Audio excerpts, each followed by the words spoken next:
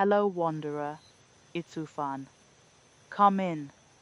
Tonight I'm going to try something that shouldn't work. I'm going to take you back to a place you thought you'd left, back through rooms that stopped being visited, down into the part of the house that was always yours and always waiting. And somewhere in that descent, if we do this right, you're going to fall asleep. Here is the question I want to leave with you before we begin. Just let it rest somewhere. Don't answer it. What if going back was never about the past, and the door you've been avoiding your whole life is the only one that leads somewhere new? Let's begin. She arrives the way you arrive at important things, without quite remembering the journey. One moment there is the night, the road, the particular dark of late hours, in a place where the streetlights thin out. And then there is the house. It stands where it has always stood. She doesn't move toward it immediately. She stands at the edge of the path that was always a little uneven here. The third stone from the gate always slightly raised, and simply looks. The house looks back, not in any threatening way, the way a thing looks back when it has been waiting patiently and is in no hurry now that you've arrived. The windows are dark, not the dark of absence, but the dark of stillness, the particular quality of light that means a house is resting rather than empty. There is a difference. She has always been able to feel the difference, even as a child, coming home from somewhere after dark and knowing before the key was in the lock whether the house was holding someone or holding only itself. Tonight it is holding itself. And her, take a breath here if you haven't already. Let the shoulders drop a little. You've been carrying the day a long time. It's allowed to set it down now. The gate opens the way it always did. The small resistance at the beginning, then the give, then the familiar sound that no amount of description quite captures. A sound that belongs to this place and no other. She has heard it in dreams, has heard it in the particular way that some sounds from childhood travel with you without announcement, surfacing in quiet moments decades later, and you find yourself surprised by how precisely you remember something you didn't know you were keeping. The path to the door is shorter than she remembers. This is always the way with childhood places. The distances compress with time, the grand geography of early life revealing itself to be measured in feet rather than the miles it felt like then. She walks it slowly anyway. There is no reason to rush. The house will not leave. The front door is unlocked. This doesn't surprise her. Some part of her knew it would be. Some part of her has always known that this particular door, of all the doors in all the places she has lived since, was the one that didn't require a key. She pushes it open. The hinges make a sound. It is not a protesting sound. It is the sound of something that has been still for a long time, welcoming the movement. The air inside is different from the air outside, warmer but not artificially so. The warmth of walls that have absorbed years of living, cooking and argument and laughter and the particular silence of Sunday mornings. Old wood, something faintly like candle wax, though there are no candles burning. The smell beneath smells, the one your body knows before your mind does. She stands in the entrance hall and breathes it. Let whatever that smell is, or whatever smell your own memory is offering you right now, let it arrive without reaching for it. It knows where you are. The entrance hall is as she remembers it, and not quite. The proportions feel slightly altered, not larger or smaller, but differently weighted, as if certain things have become more themselves in her absence. The coat hooks along the wall, the table where things were always left, keys, letters, objects in transit between one part of the house and another. The particular quality of the floor underfoot, the way this floor has always felt different from other floors, something in the boards, the give of them, the sound they make. Her hand finds the wall. The plaster is cool, slightly textured in the way of old houses, not smooth the way new walls are smooth, but carrying in its surface the history of many paintings, many years. The small imperfections that accumulate the way all honest things accumulate evidence of time. She runs a hand along it, not looking for anything, just making contact. Just saying, I am here. I have returned. This is real. There is a staircase to the left, going up. There are rooms to the right. On this level, the sitting room. The room where the family gathered. The rooms that belonged to the hours after dinner when the day unwound itself. She doesn't go into these rooms yet. She walks through the entrance hall slowly, touching things as she passes.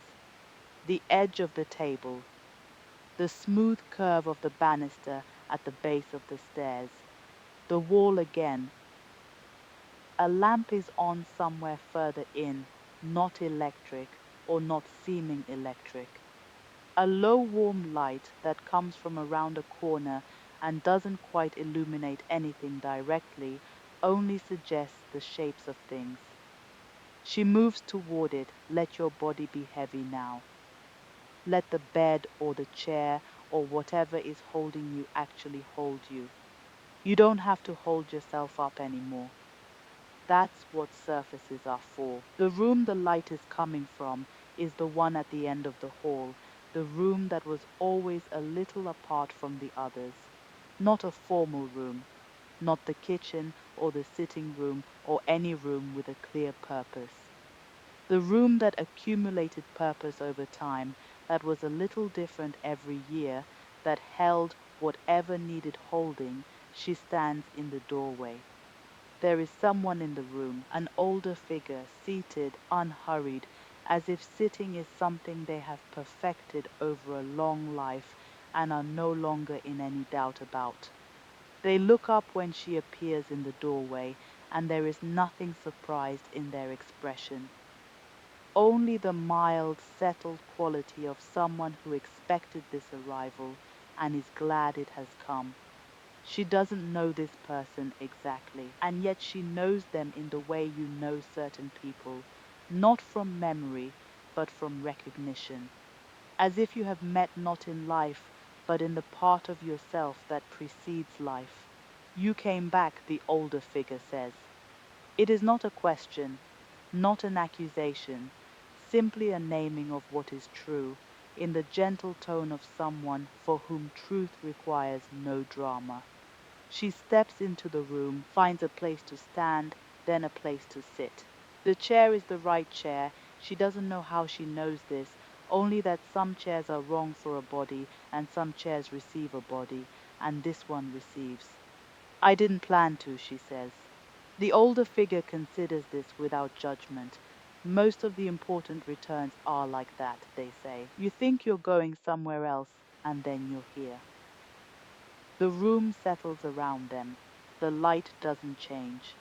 Outside, the night continues doing what the night does, deepening, softening, moving the world incrementally toward the hour when even the things that feel urgent begin to lose their grip.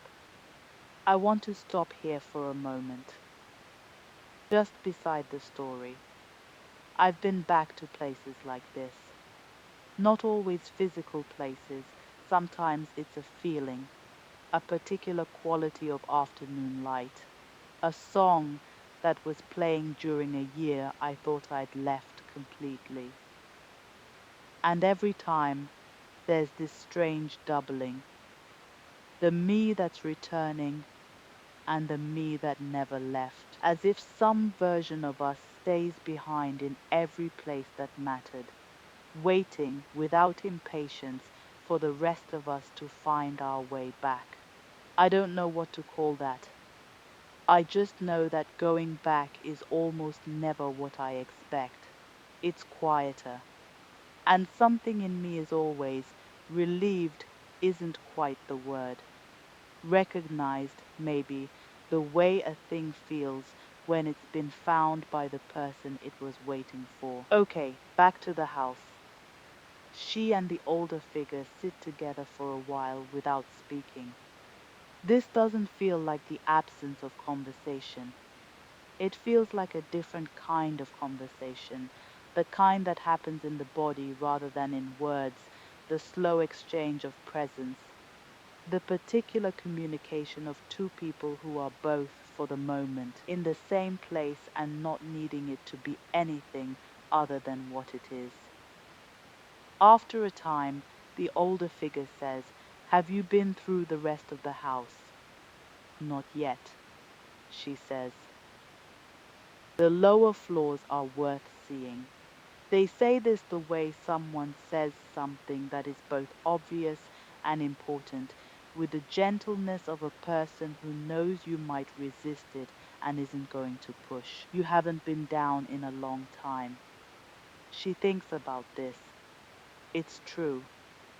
The upper floor, this floor, has always been the one she returned to in memory. The surface of the house, the part that was most visible, most familiar, most easily held in the mind. The lower floors are another matter. The lower floors are where things were stored, where things settled, where things accumulated in the dark over years without anyone to witness them. "I know," she says. The older figure nods. That is all. They don't press.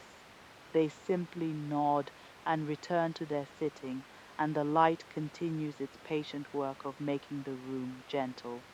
She rises eventually, stands for a moment feeling the floor beneath her feet, feeling the house around her, the weight of it, the age of it, the way a house that has held a life becomes in some way continuous with that life, holds its shape even after the people have moved on.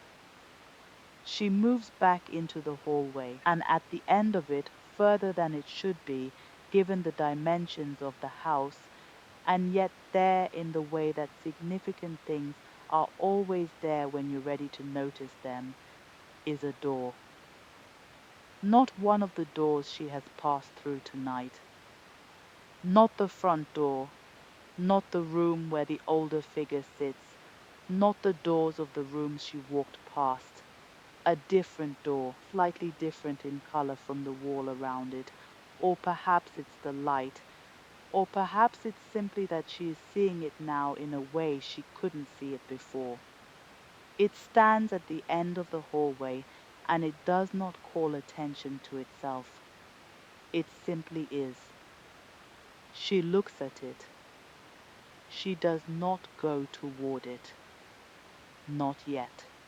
There is something in her that knows the time for that door is not this moment, this floor. Something that understands that the house has layers, and this particular door belongs to a layer she hasn't reached. But she sees it, and seeing it, she feels something shift, not dramatically, not with the quality of revelation, but with the quiet quality of a thing becoming available that was not available before. As if the house has acknowledged something, as if she has, let your eyes close now if they haven't already. The house is holding you. The night is holding the house. You don't have to go anywhere. You're already here. She turns from the door and finds the stairs that go down. They are not the same stairs she came in on. These stairs go in the other direction, deeper into the house, toward the lower floors, toward the parts of this place that she has not visited in longer than she can clearly remember. The wood of the banister is worn smooth here in a different way, worn by hands going down rather than up, by the particular repeated motion of descent, generations of it perhaps, the banister shaped by every person who ever went this way. She puts her hand on it, begins to go down. The house is quieter on the lower floors. You'll find that as we go, things get quieter, slower, more themselves. Follow her down. There's no hurry. The stairs know where they're going. She finds the lower floor the way you find things in a house you grew up in, not by looking, but by knowing. The body remembers before the mind does. The number of steps, the slight leftward lean of the staircase near the bottom, the way the temperature changes as you descend, warmer here than above, the heat of the earth rising through old foundations. She steps off the last stair onto the lower floor. It is different from the floor above in ways that are difficult to name precisely. The ceiling is the same height, perhaps slightly lower, or perhaps it only feels that way because the light is different here. Softer, coming from further away. The kind of light that doesn't so much illuminate as suggest, that shows you the shape of things without insisting on their edges. The hallway stretches before her. She stands still for a moment and lets her eyes adjust.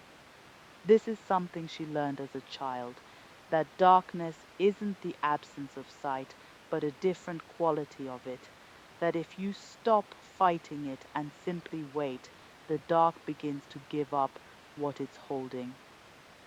Shapes emerge, distances clarify. The hallway resolves itself into something navigable, something known.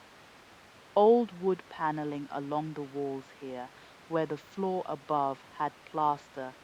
The panels are dark with age, the grain of the wood visible even in the low light, the long patient lines of it, the record of years the tree spent growing before it became part of this house. She runs a hand along one panel and feels the slight ridges of it, the alternating smooth and textured surface that her hand remembers without being asked to.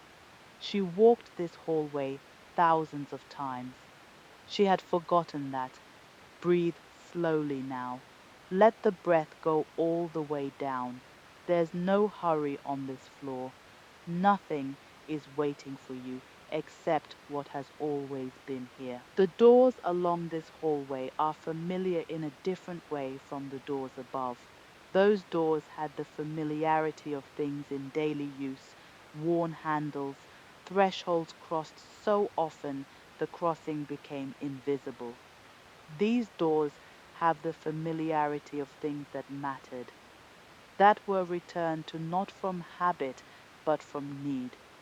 The door to the room where she went when the world outside felt too much. The door to the room where certain conversations happened, the ones that changed the shape of things without anyone announcing that anything was being changed.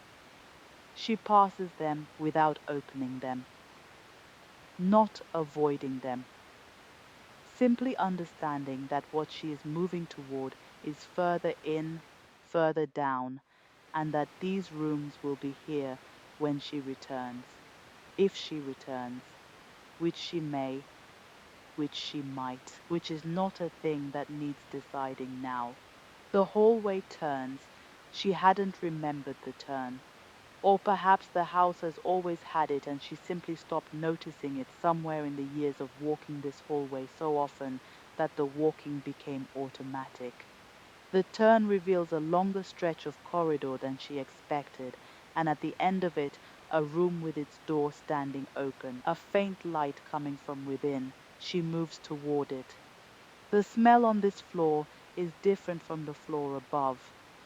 Less the smell of the house in general and more the smell of specific things, paper and something like cedar, and beneath both of these something older and less nameable that she has encountered before only in certain libraries, certain churches, certain rooms that have held a great many years without being asked to give them up. The room at the end of the corridor is a child's room. She knows this before she steps through the door, knows it from the light, which is the particular warm quality of a lamp on a low table, the kind of light that makes a room feel contained and sufficient, like a world that doesn't need anything from outside itself. Knows it from something else too, something that isn't sense or memory exactly, but the particular frequency of a place that shaped you, recognizable the way your own heartbeat is recognizable, the way you don't need to be told what you're hearing. She steps through the door. Let the body soften here. The jaw, if it's been holding the hands. Whatever you've been keeping ready for something that isn't coming tonight, you can let it go now. You're in a room that knows you. There is a child in the room.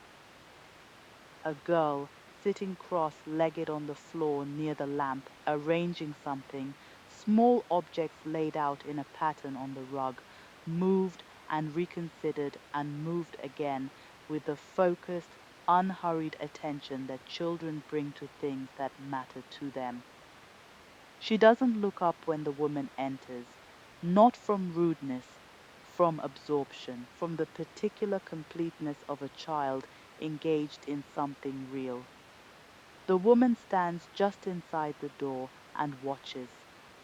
She knows this child, not in the way you know someone you have met, in the way you know something that is continuous with you, that shares your blood or your history or something deeper than either. The child's hands move over the objects on the rug with a certainty that the woman recognizes as her own, a way of touching things to understand them that she has carried forward into her adult life without knowing where it came from.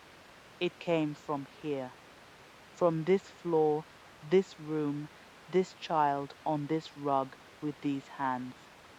After a while, the child looks up. There is no surprise in her face, only recognition, the mild, clear recognition of someone who has been expecting a visit for a long time and is neither hurried nor resentful that it took so long. You came, the child says. I did, the woman says. The child considers this for a moment, then looks back at her objects. You used to come down here all the time, she says, not as accusation, as fact, the way a child states facts without the adult instinct to cushion or qualify. I know, the woman says. Then you stopped. The woman finds a place to sit on the edge of the bed, which is low and firm and covered with the particular weight of blankets she had forgotten until this moment, the specific gravity of them, the way they smelled on winter mornings. She sits and watches the child arrange her objects. What are those? She asks after a while.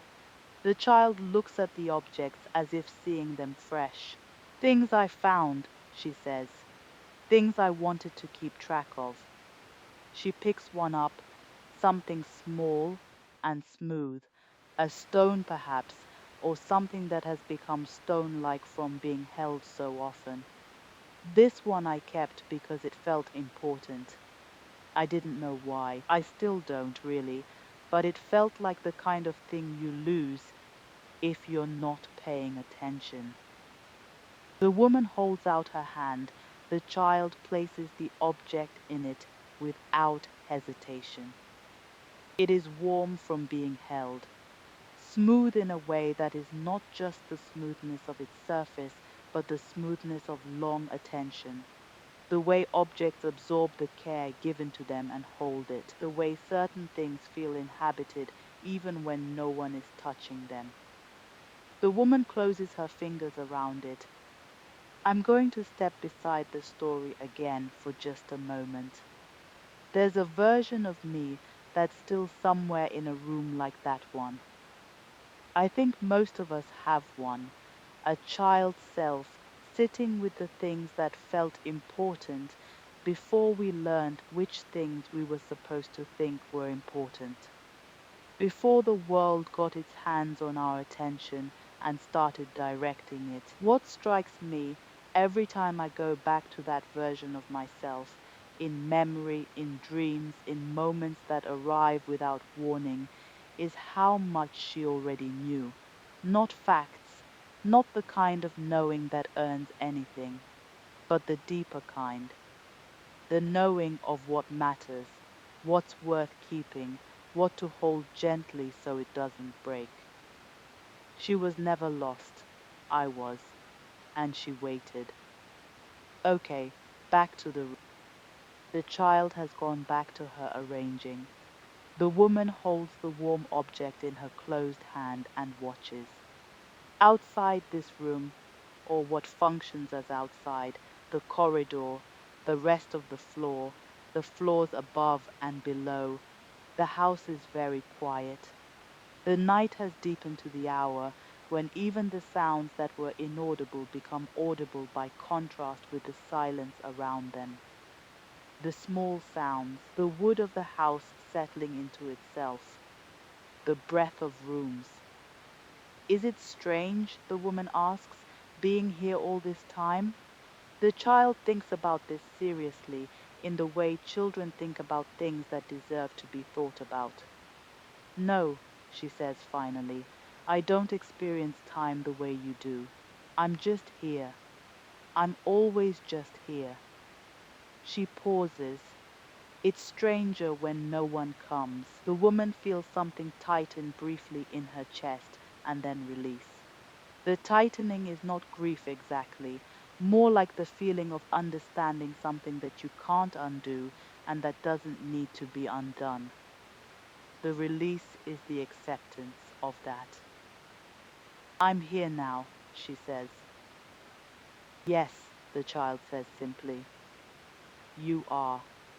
They remain like that for a while, the woman on the edge of the bed, the child on the rug, the lamp burning its patient warm light between them. The woman's eyes move around the room, taking inventory.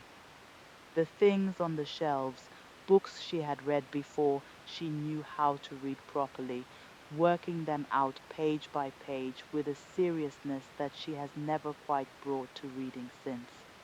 The window through which the night outside is visible, the dark sky with its particular depth, the depth you only see when you've stopped looking for something in it and are simply looking. The objects on the rug resolve themselves slowly into a pattern. She hadn't seen it at first, had thought the child was still working it out, but looking now she can see that the arrangement has been complete for some time. The objects form something like a circle or something approaching a circle, the kind that a child makes who understands the principle of the thing without the tools to make it geometrically precise. In the center of the rough circle there is a small gap, a space. She wants to ask about the gap, but something stops her. The understanding that some spaces are not incomplete, that some gaps are not waiting to be filled, but are themselves the point, the center of the thing. She holds that thought carefully, the way the child holds her objects. Your breathing has slowed by now. Let it.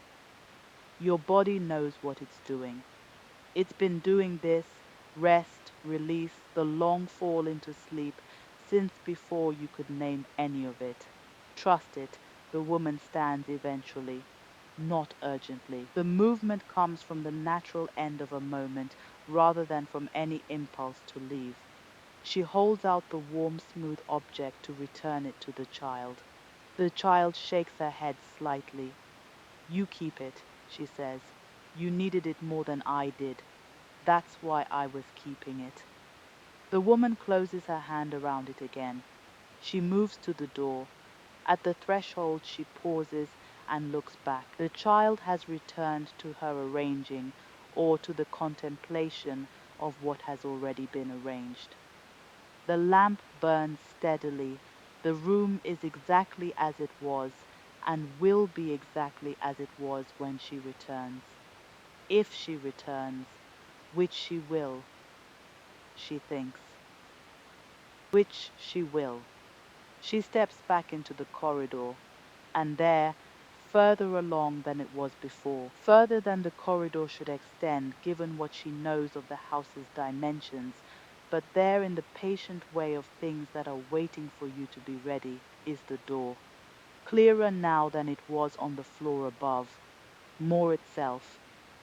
It stands at the far end of the corridor, and she can see it more fully, the frame of it, the particular quality of the wood, the way the light touches it differently from the way it touches the walls around it. As if the door has its own relationship with light, as if it has always had.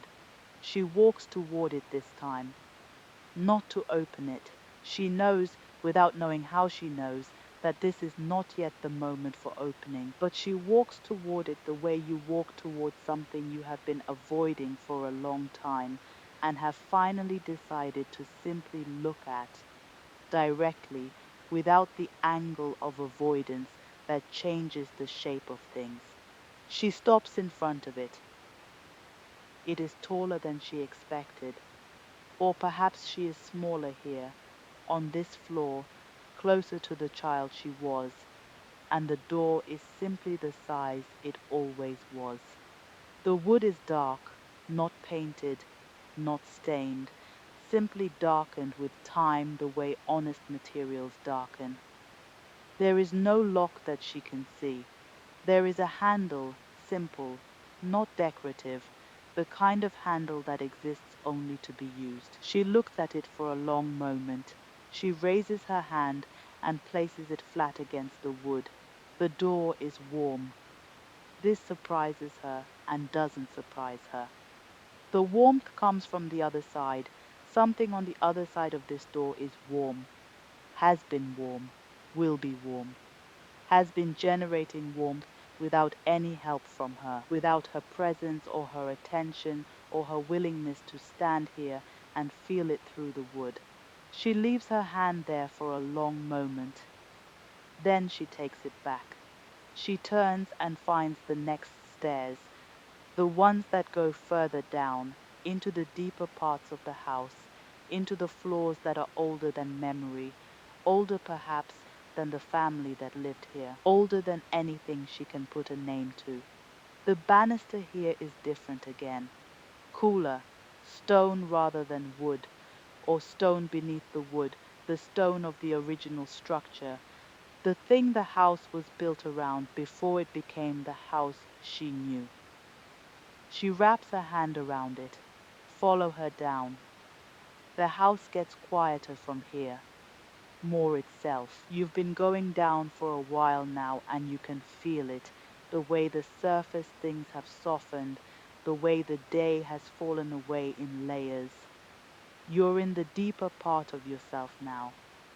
That's not a frightening thing. It's the most familiar place there is. You just haven't been here in a while.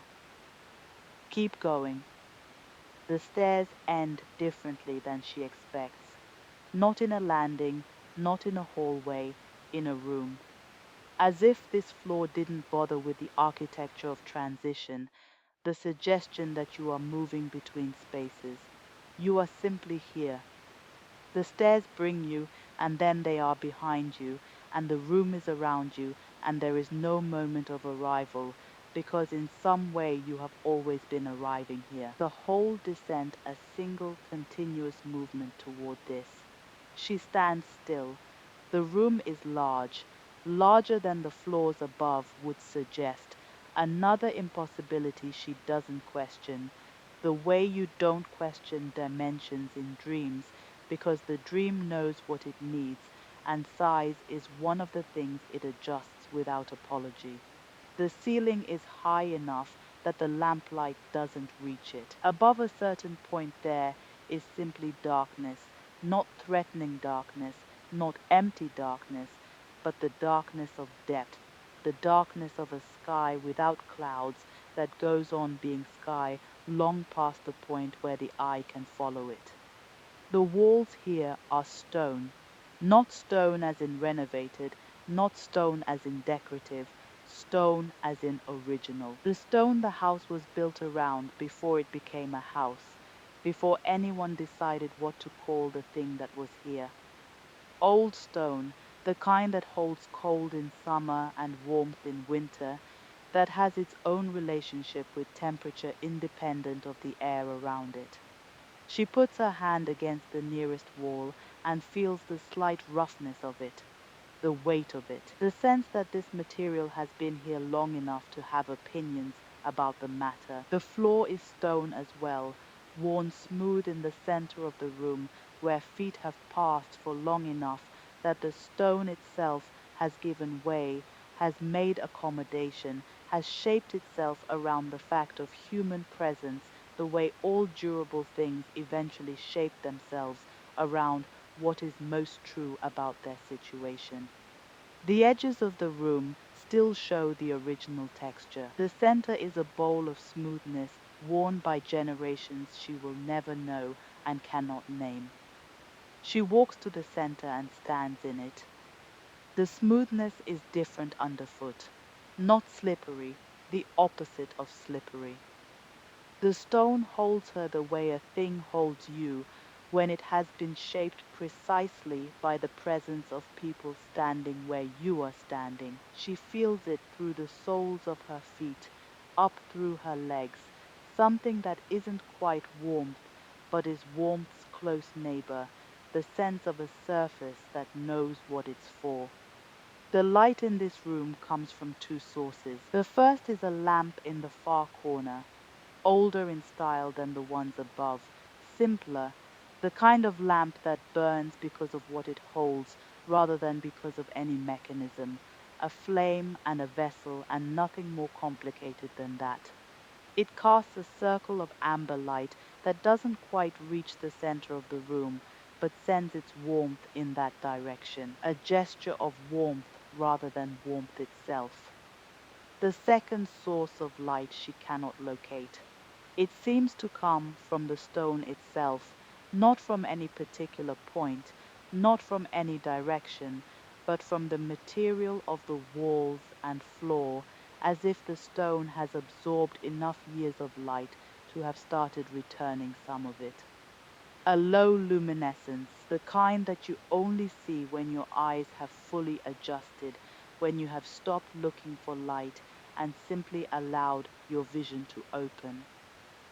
She breathes. Take a breath here that goes all the way to the bottom.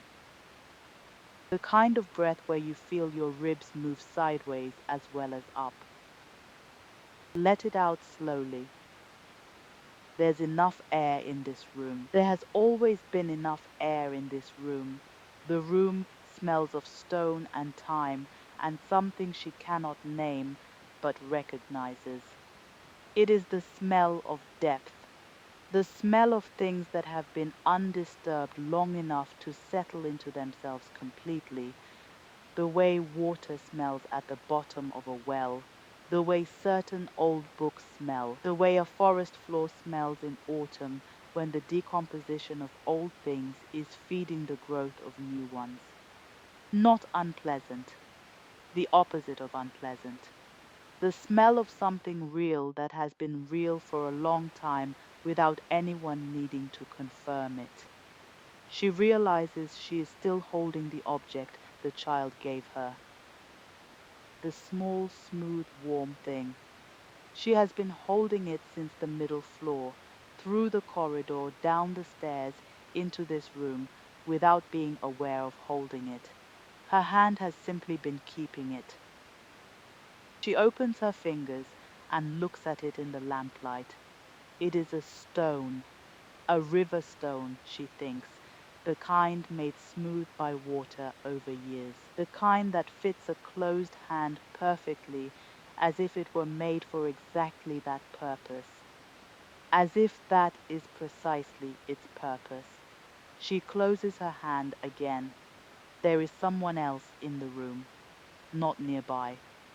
In the far corner, Beside the lamp, a figure seated so still that she registered them initially as part of the furniture of the room, as something that had always been there and was not a person at all, but a quality of the space. And then the figure shifted slightly, not a movement exactly, more a settling. The way a person settles when they have been in one position long enough that the position is no longer something they are doing, but something they simply are. And she understood that she was not alone. She walks toward the corner. The figure doesn't turn, doesn't acknowledge her approach in any way that she can identify as deliberate. They are simply there, beside the lamp, in the particular quality of stillness that belongs to people who have made peace with stillness, not as a discipline, not as something achieved, but as a natural condition, the way breathing is a natural condition. She sits down near them, not close enough to impose, close enough to be in the same light, the same warmth, the same circle of amber that the lamp is casting patiently into the stone room. The figure's face is turned away or angled so that she cannot see it clearly, and she finds that she doesn't need to. The presence of them is enough, more than enough. The warmth of the lamp reaches her here. She hadn't realized how much of her attention had been devoted, on the floors above, to something that functions like vigilance, the low-level readiness that her body maintains without being asked, the background hum of a self that is always slightly prepared for what might come next. She hadn't noticed it was running until she notices now that it has stopped. Something in the room has put it down on her behalf. You can feel that too, probably. Something letting go that you didn't know you were holding. That's not sleep, not exactly, or it is, but it's something else first. It's the body remembering that it's allowed to stop.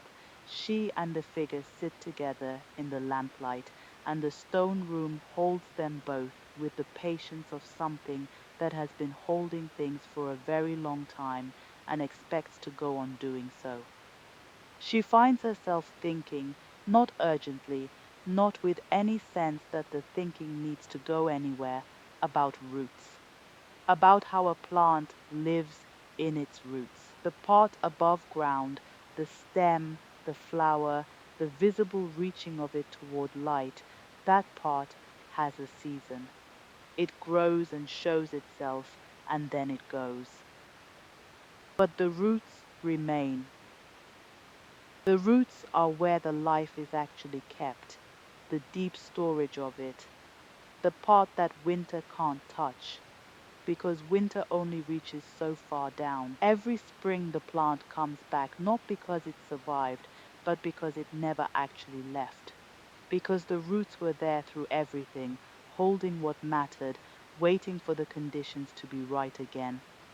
She thinks about her own roots, not metaphorically, or not only metaphorically, the actual ground of herself, the part that was there before the life that she built on top of it, before the self that she assembled from choices and circumstances and the long accumulation of days. The part that didn't come from any of that. That was simply there at the beginning, given rather than made, the original material of her. She has not been down here in a long time. The thought arrives without judgment, the same way the child on the middle floor stated things as fact, plain and clear, and not asking for anything in response. She has not been down here in a long time. And the room has been here. The roots have been here, holding everything, patient, without resentment, without the expectation that she would notice. She lets her eyes close for a moment. Behind them, warmth. The amber of the lamp through her eyelids. The sound of nothing, or the closest thing to nothing that is still something. The breath of the room. The stone settling infinitesimally around the warmth at its center. I want to stop here for just a moment. There's a part of me, I think of her as very old, older than my own memories, older maybe than anything I could put a name to, and she lives somewhere like this room. I don't visit her enough. Life does what life does. It moves fast and loud and horizontal, always along the surface. And I forget that there's a direction that isn't forward or back, but simply down. When I do get down there, in meditation sometimes, or in the particular exhaustion that comes at the end of something hard, when the ego finally stops performing because it's too tired, she's always there, unchanged, not waiting in the way of someone who has been kept waiting and is unhappy about it, waiting in the way of something permanent, something that knows it has time. She's the part of me that has never been lost, even when I was sure I was. I don't know what she's called. I don't think she has a name. Names are surface things. She was here before I had one. Okay, stay here a little longer. We're not done with this room yet. When she opens her eyes, after a time she cannot measure, a time that felt both very short and very long, and may have been either, the room is as it was. The lamp, the stone, the figure beside it, the darkness above, and the door. It is here now. On the far wall, the wall opposite the lamp, in the part of the room that is the furthest from the light, and yet the door itself is somehow visible with perfect clarity, as if it has its own argument with darkness and wins it. She can see the full length of it now, the height and width of it, the frame of it set into the stone, as if the door and the stone are a single thing that has always been this way. She stands. She crosses the room. The stone beneath her feet is smooth and solid, and she can feel each step completely. The deliberateness of each step, the weight of herself in the act of walking, the distance between where she is and where the door is closing in a way that feels both literal and like something else entirely. She stops in front of it.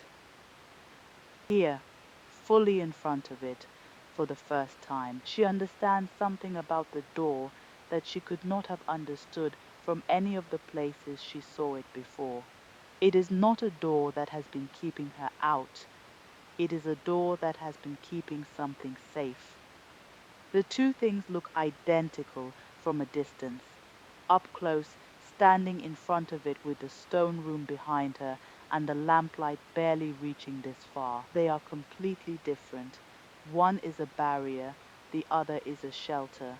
She raises both hands this time, places them flat against the wood, and it is warm as it was on the middle floor, warmer than the air, warmer than the stone, warm in the way of something that has been burning quietly on the other side for a very long time, for longer than she has been coming to this house, for longer than the house. She stands with her palms against the door and feels the warmth of what is on the other side and doesn't open it.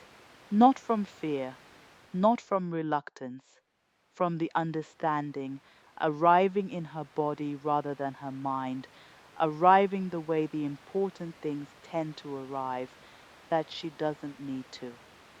That standing here, feeling this, is enough for now. That the door being here, the warmth being real, the fact of it, that is what she came for, even if she didn't know she was coming for it.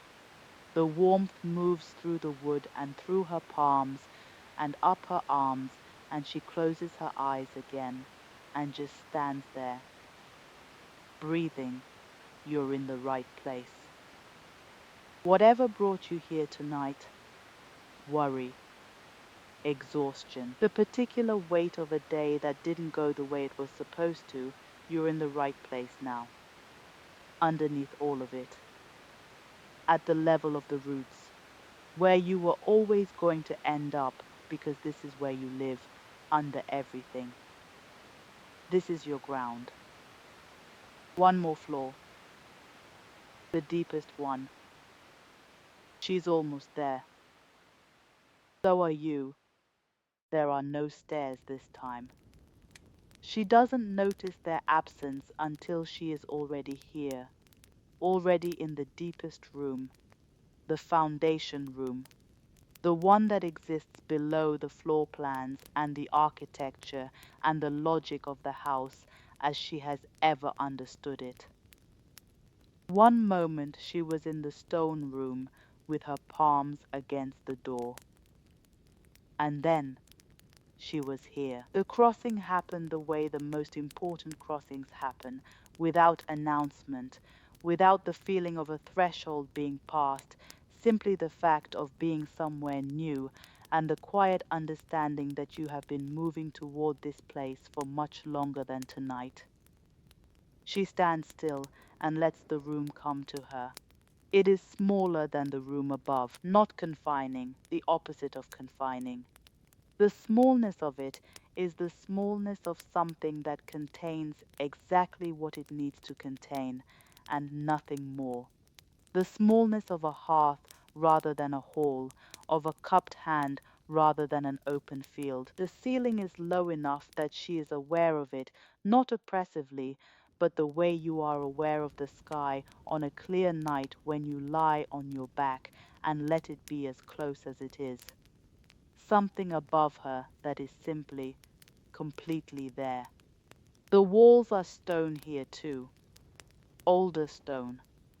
The kind of stone that has been here so long it has become geological rather than architectural, not placed but present, not built but simply part of what the ground is made of at this depth. She doesn't touch them. She doesn't need to. She can feel them from where she stands, their age and their patience. The quality of something that has never needed to announce itself because it has never needed anything from anyone. The floor beneath her feet is earth, not stone, not wood, earth, packed and smooth from long use, from the same generations of feet that wore the stone above into its bowl of smoothness. But here the material itself has remained, has refused to be replaced or covered, has simply compacted over centuries into something that is almost stone, but not quite, that has the give of living ground beneath the firmness of its surface. She can feel it through her feet. The slight warmth of it, the sense of something underneath that goes down and down past the point where down has any useful meaning. At the center of the room there is a fire. Not a large fire, not a dramatic fire, a fire the size of a fire that is meant to last, steady, low, burning with the particular quality of something that has found its pace and intends to keep it. It sits in a shallow stone basin, ringed by stones that are darker than the ones in the walls, worn dark by long proximity to heat. The fire doesn't crackle much, it breathes. That is the word that arrives for it. The fire breathes. A slow rhythmic movement of the flame that is almost imperceptible but is there if you are still enough to see it. She is still enough to see it. Feel your own breath right now. Just for a moment. Not to change it, just to feel it. The way it moves in and out without you having to do anything. The way it has been doing this your entire life, through everything, without once asking for your attention or your help. That's the kind of faithfulness we're talking about. That's what the fire is. She sits down.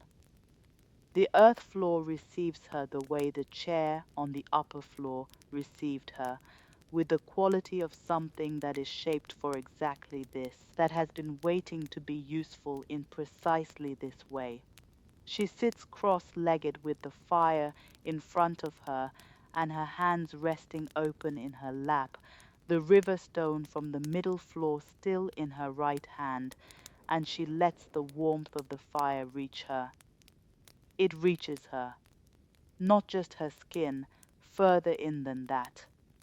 The warmth moves through her the way warmth moves through cold hands held over heat. That particular process of thawing that is also a process of remembering what warm feels like from the inside, of the body returning to itself after a long time spent defending against the cold. She hadn't known she was cold. She had been cold long enough that it had become her normal, the baseline against which she measured everything else. And now, with the fire in front of her, and the earth beneath her, and the ancient stone walls standing their patient witness, she understands that she has been colder than she knew. It doesn't matter. She is warm now. The fire burns. She has the sense, not a thought exactly, more a knowing of the kind that arrives in the body, that this fire has been burning for a very long time. Not continuously, not with anyone tending it, not with logs added on any schedule she could trace. It burns the way things burn when the burning is their nature rather than their activity, when the flame is not something the fire is doing, but something the fire is. She thinks about the door, about standing in front of it on the floor above with both palms flat against the wood, feeling the warmth from this side, from the fire on this side, the fire that has been here. She was feeling this fire through the wood, this exact warmth. She had been standing one door away from this room and feeling its heat without knowing what it was, and now she is here, in it, and the warmth is the same warmth, only she is no longer separated from it by anything. She opens her right hand and looks at the river stone.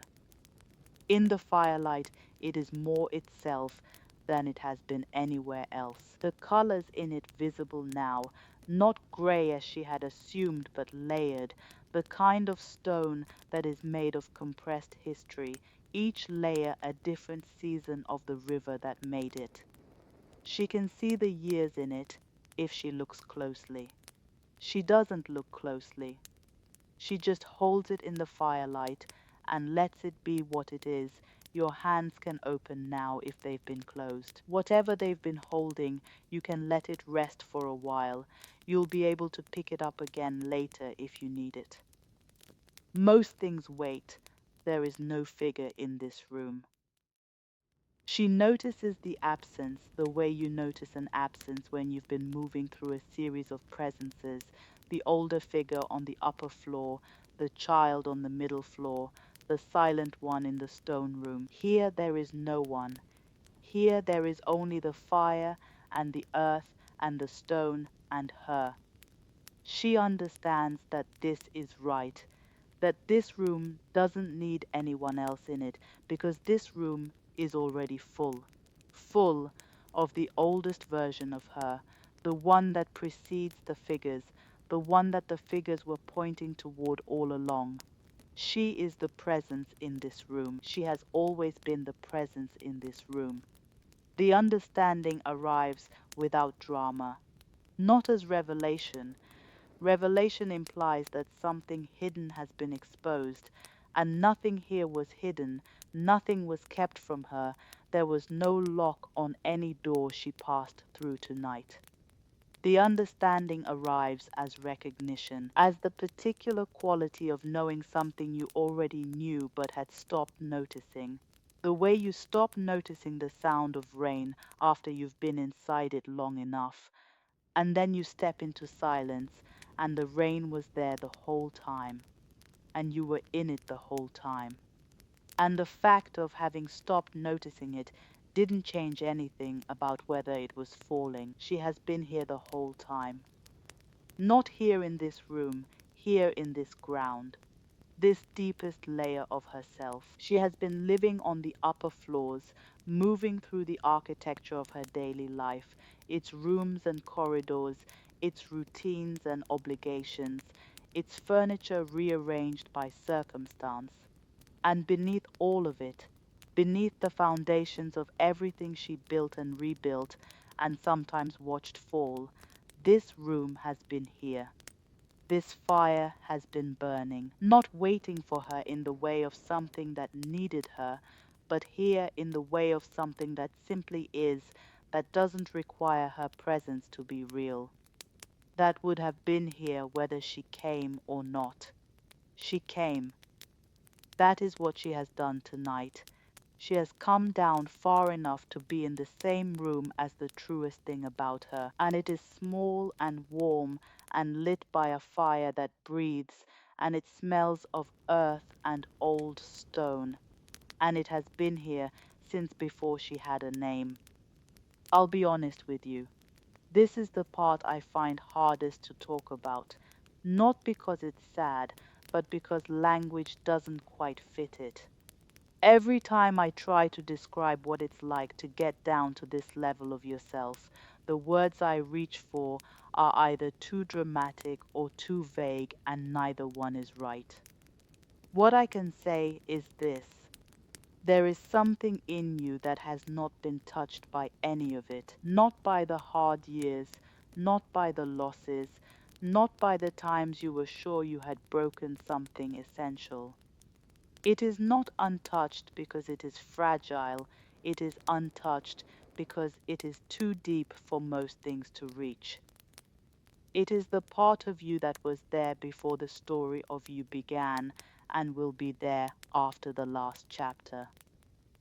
Jung called it the self, capital S, the whole of you, rather than just the part of you that manages the days. He spent 40 years going down to find it, and then spent the rest of his life trying to tell people it was there. It's there, in you, right now, under everything, burning like a fire that doesn't need tending. Okay, rest here a while. We're in no hurry. The fire breathes. She breathes with it, not deliberately, not as a practice, but because her body has found the rhythm of the fire and matched it the way bodies match the rhythms of things they feel safe near. The slow movement of the flame and the slow movement of her chest. In and out. The room steady around her. She thinks about what the child said. You needed it more than I did. That's why I was keeping it. The river stone warm in her open hand.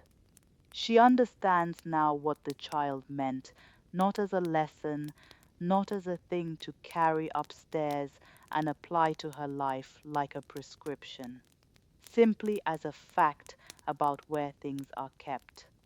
The important things. The ones that feel like they've been lost. They haven't been lost. They've been down here, in the hands of the child she was, in the patient sitting of the silent figure, in the warmth of the fire that has been burning without her. They were never anywhere else. She just hadn't been down far enough to feel them. The river stone is warm. The fire breathes. Her eyes have been closed for some time, she isn't certain when they closed, and behind them is the amber of the fire and the warmth and the earth.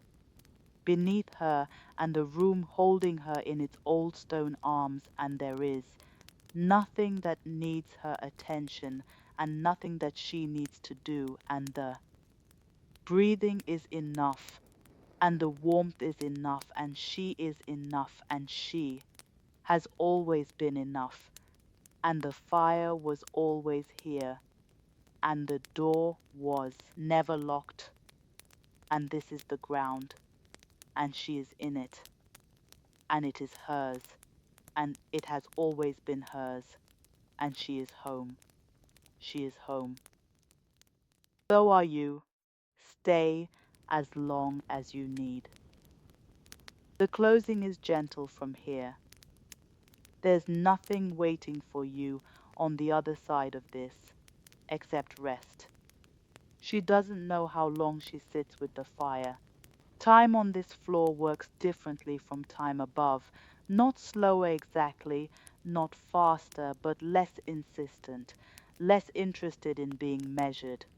The minutes don't press against each other here the way they do on the surface, where each one is aware of the next one coming and makes room accordingly. Here there is simply the fire, and the warmth, and her breathing, and the ancient patient stone, and the sense of something that has no interest in hurrying, because hurrying implies a destination, and this room is the destination.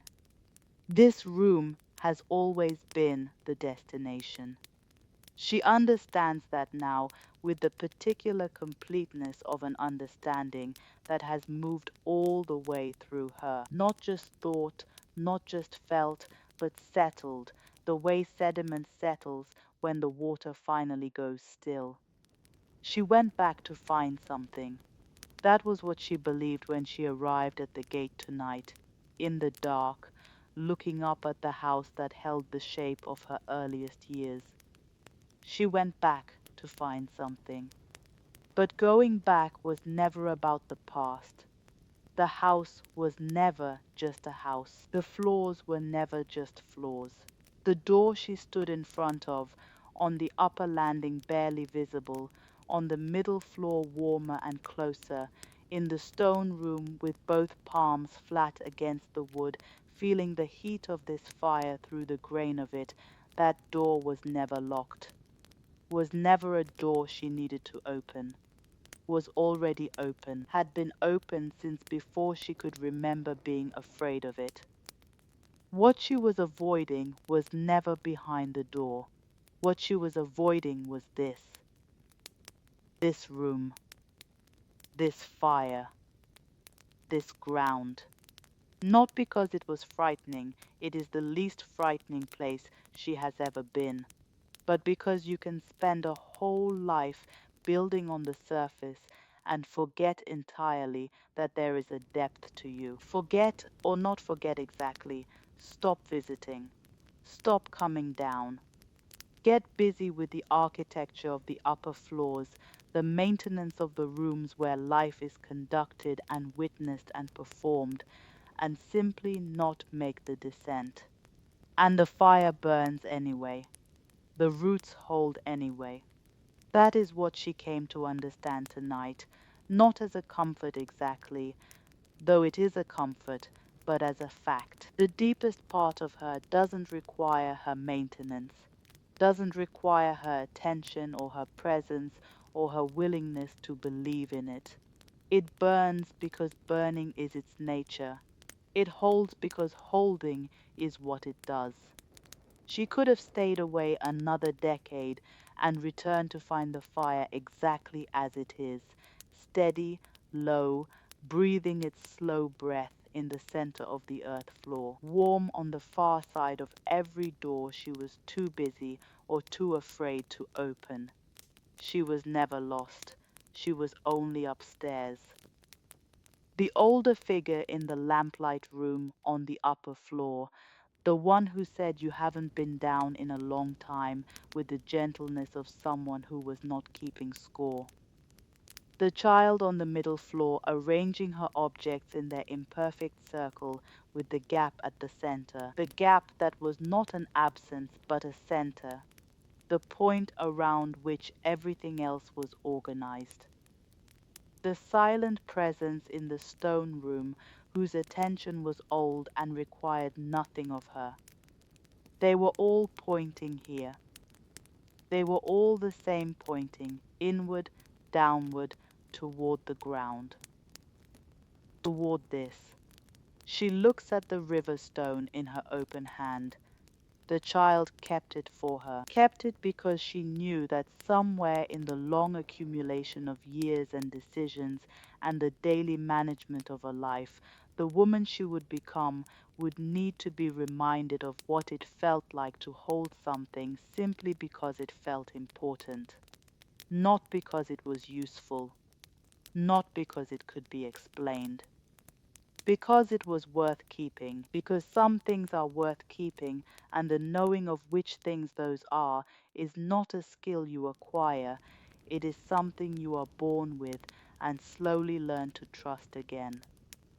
She closes her hand around the stone. The fire breathes. She breathes.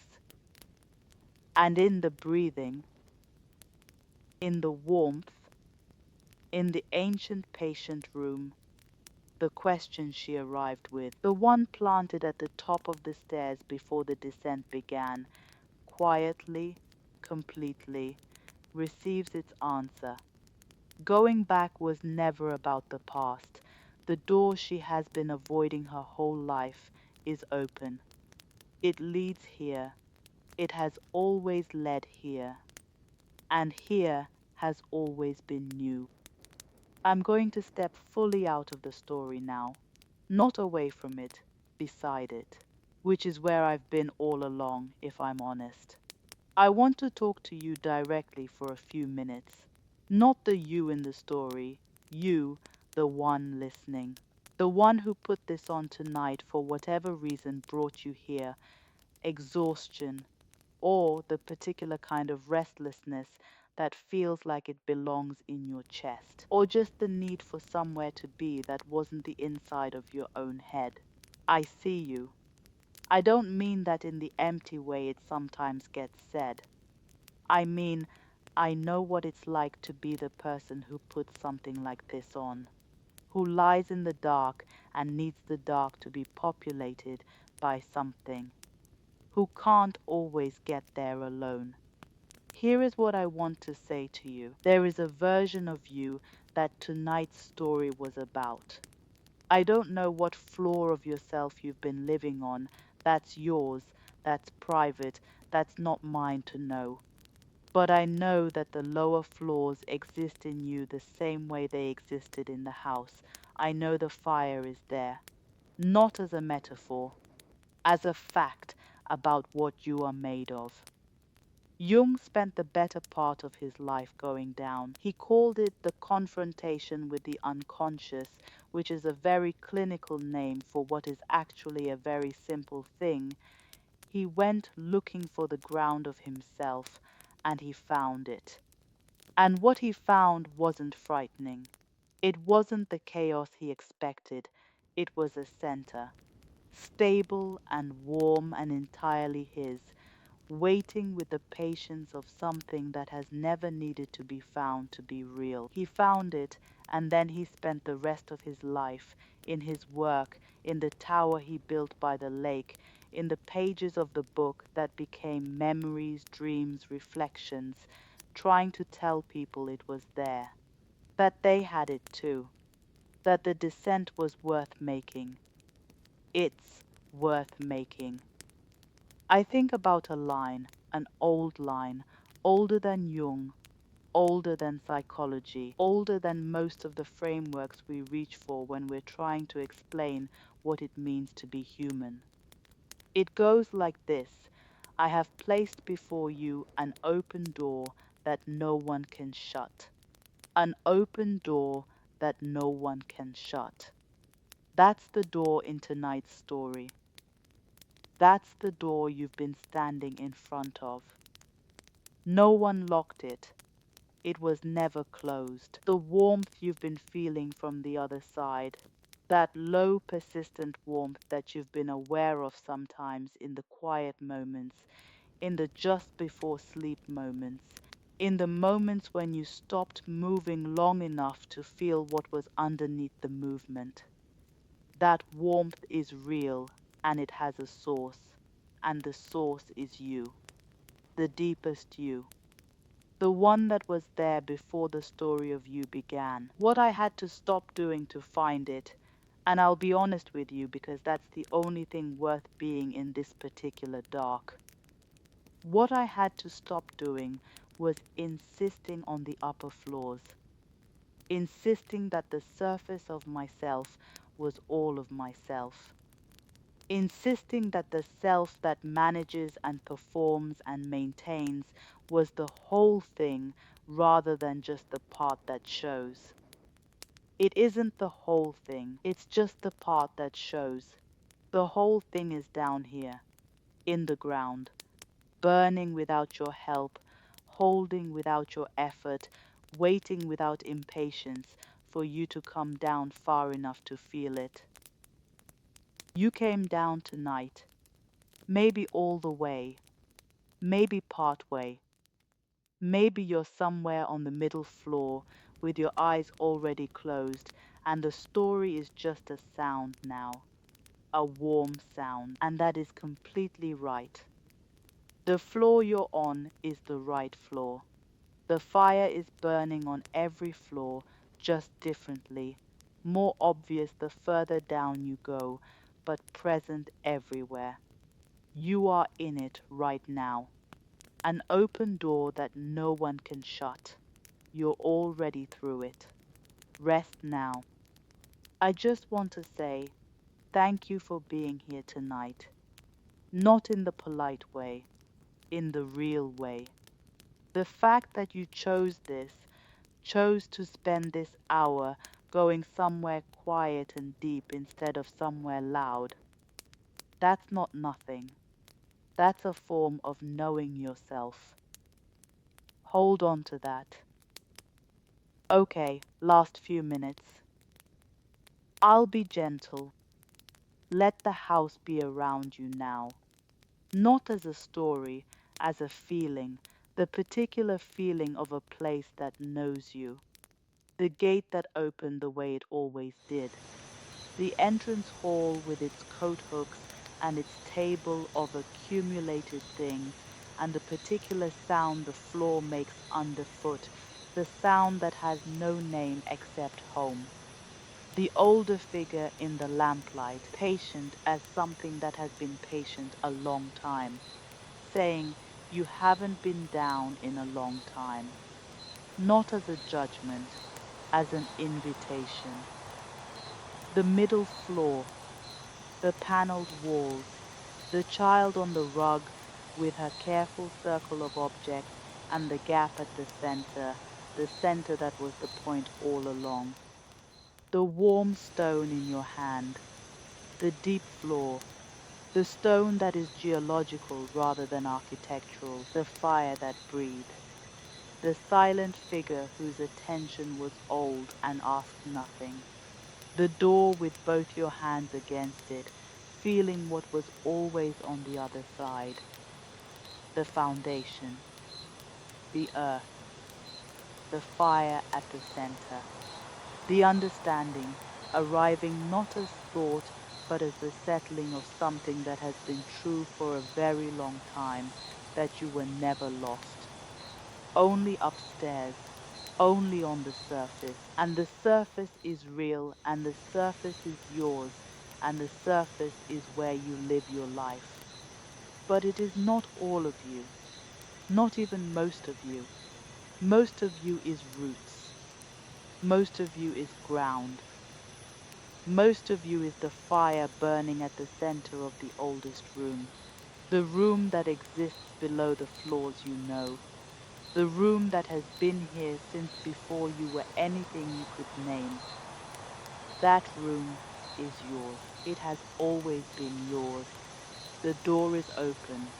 It has always been open. No one can shut it, not the years, not the losses, not the voice that tells you you have moved too far from the center to find your way back. That voice doesn't know about this room. That voice has never been down here. You have. Tonight you have. So let the house hold you.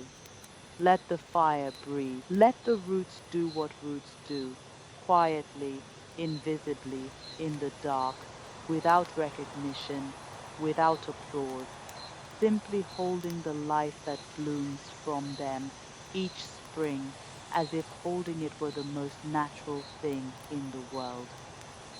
Because it is. because you are held. You have always been held. Sleep now. The house knows where you are.